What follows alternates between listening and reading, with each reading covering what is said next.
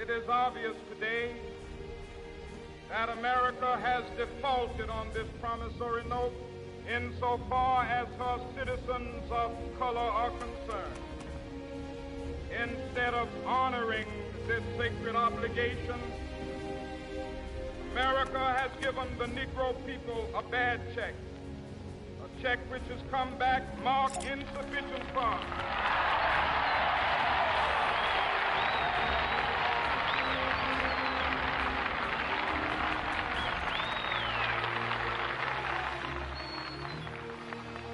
But we refuse to believe that the Bank of Justice is bankrupt. We refuse to believe that there are insufficient funds in the great vaults of opportunity of this nation. So we've come to cash this check, a check that will give us upon demand the riches of freedom and the security of justice.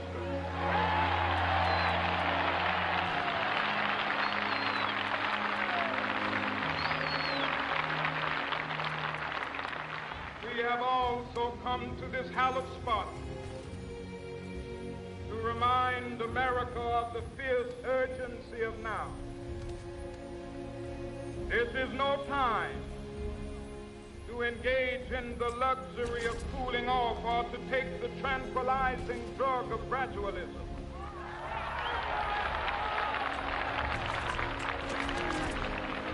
Now is the time to make real the promises of democracy.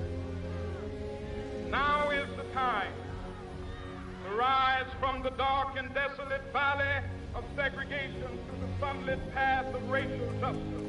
Now is the time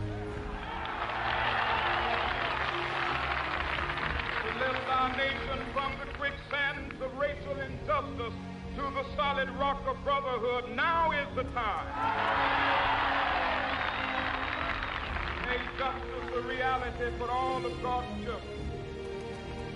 It would be fatal for the nation to overlook the urgency of the moment. This sweltering summit of the Negro's legitimate discontent will not pass until there is an invigorating autumn of freedom and equality. 1963 is not an end, but a beginning.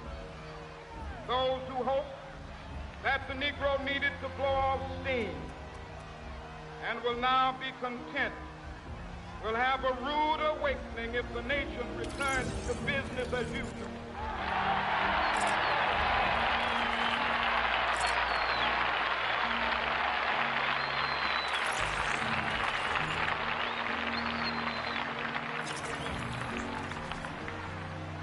There will be neither rest nor tranquility in America till the Negro is granted his citizenship rights.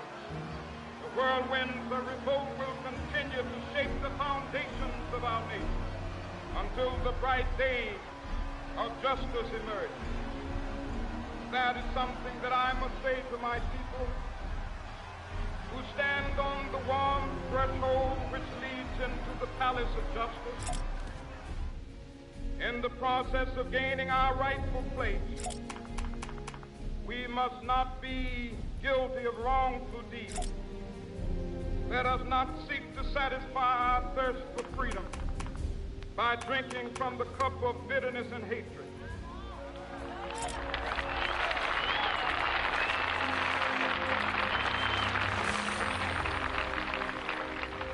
We must forever conduct our struggle on the high plane of dignity and discipline.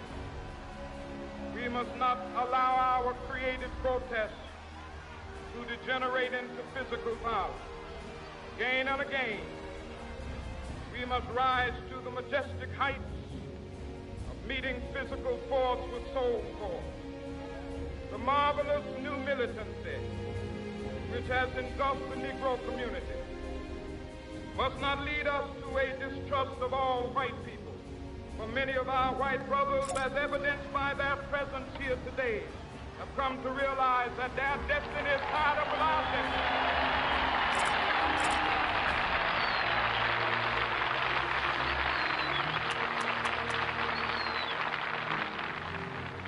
They have come to realize that their freedom is inextricably bound to our freedom.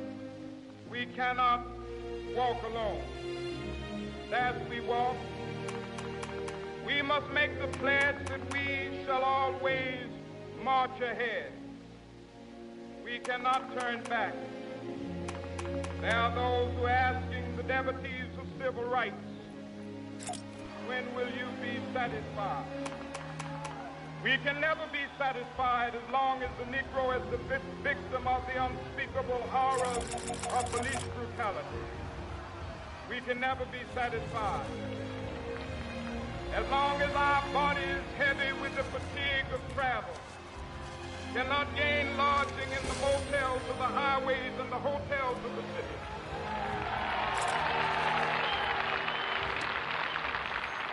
We cannot be satisfied as long as the Negro's basic mobility is from a smaller ghetto to a larger one. We can never be satisfied as long as our children are stripped of their selfhood and robbed of their dignity by signs stating for whites only.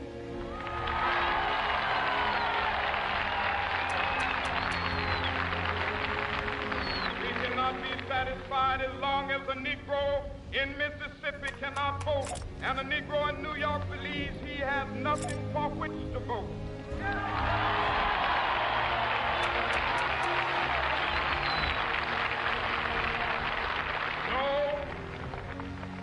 No, we are not satisfied, and we will not be satisfied until justice rolls down like waters and righteousness like a mighty stream.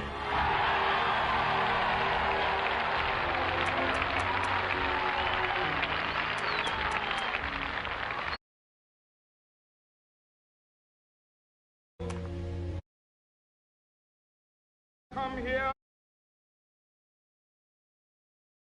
in tribulation. Some of you have come fresh from narrow jail cells. Some of you have come from areas where your quest for freedom left you battered by the storms of persecution, staggered by the winds of police brutality. You have been the veterans of creative suffering. Continue to work with the faith that unearned suffering is redemption. Go back.